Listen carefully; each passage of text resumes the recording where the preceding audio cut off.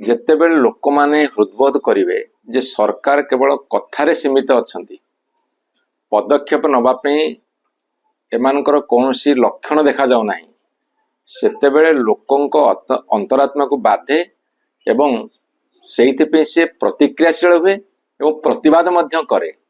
ଆଉ ପ୍ରତିବାଦ କଲା ବେଳେ ସେଟା କୋଉ ରୂପ ନେବ ସେଟା କେହି କହିପାରିବେ ନାହିଁ। ଆପଣ ଦେଖିବେ ଛତିଶଗଡ଼ ଭିତରେ ସିମେଣ୍ଟ କଂକ୍ରିଟରେ ବନ୍ଧ ବାନ୍ଧିଲେ ବଡ଼ ବଡ଼ ବ୍ୟାରେଜ, ଉପନଦୀ ଗୁଡ଼ାକରେ ଶହ ଶହ ବନ୍ଧ ବାନ୍ଧିଲେ।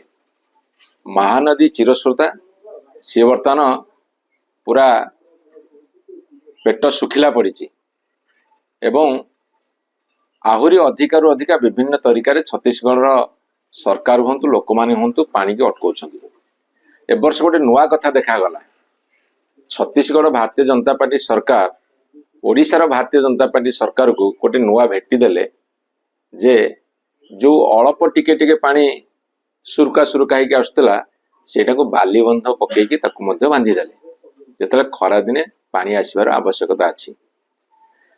ଏବଂ ଏପଟେ ସରକାର କହୁଛନ୍ତି ଟ୍ରିବ୍ୟୁନାଲରେ କ'ଣ କହୁଛନ୍ତି ତାକୁ ସାର୍ବଜନୀନ କରୁନାହାନ୍ତି ଏବଂ ଟ୍ରିବ୍ୟୁନାଲ ଯେତେବେଳେ ଚାଲୁଛି, ଯେତେବେଳେ ଲୋକମାନେ ଯାଇକି ବସୁଛନ୍ତି ଶୁଣିବୁ କ'ଣ ଟ୍ରିବ୍ୟୁନାଲରେ, ତାଙ୍କୁ ବଳପୂର୍ବକ ବାହାର କରିଦିଆଯାଉଛି ଏବଂ ଟ୍ରିବ୍ୟୁନାଲରେ କ'ଣ ପକ୍ଷ ରଖୁଛନ୍ତି ଏମାନେ ଜଣାପଡ଼ୁନି। ବାହାରକୁ ଆସିକି କହୁଛନ୍ତି ଆମେ ଆପୋଷ ସମାଧାନ କରିବୁ। ଆପୋଷ ସମାଧାନ କରିବାର କଥା କଣ୍ଟ ଦେଉଛନ୍ତି, ଦିନ ଧାର୍ଯ୍ୟ କରୁଛନ୍ତି, ତାହା ପୁଣି ମଧ୍ୟ ଗଡ଼ି ଗଡ଼ି ଯାଉଛି। ଏବେ କ'ଣ ଯିବେ ବୋଲି କହିଛନ୍ତି, ସେ ଯିବାର କିଛି ମାନେ ହିଁ ନାହିଁ।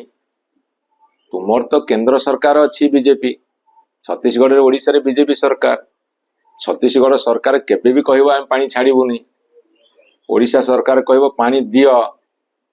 ଏ ଗଣ୍ଡଗୋଳ ଭିତରେ କେନ୍ଦ୍ର ସରକାର ଯଦି ମଧ୍ୟସ୍ଥି କରିବେ, ଛତିଶଗଡ଼କୁ ବୁଝେଇବେ, ତାହେଲେ ଓଡ଼ିଶା ଟିକେ ପାଣି ପାଇବ।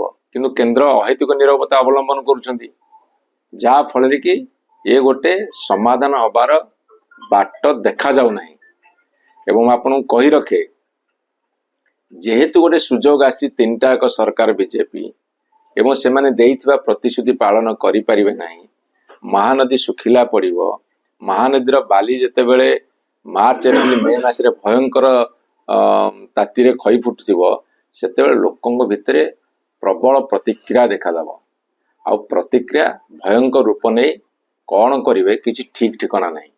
ବିରୋଧ ହବ, ବିକ୍ଷୋଭ ହବ, ଦରକାର ପଡ଼ିଲେ ଲଢ଼େଇ ବି ହବ। ସେ ଲଢ଼େଇର ପରିଣାମ କ'ଣ ହବ କେହି କହିପାରିବେନି, କୋଉ ରୂପ ନେବ କେହି କହିପାରିବେନି। ଆଜି ଏଇ କଥାଟା ସରକାରଙ୍କୁ ଆମେ ଚେତାବନୀ ଦେବାକୁ ଚାହୁଁଛୁ।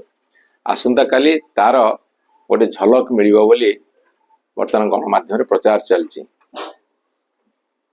ଦେଖାଯାଉ ଭବିଷ୍ୟତ କେତେ ଭୟଙ୍କର ପରିଣତିକୁ ଅପେକ୍ଷା କରୁଛି।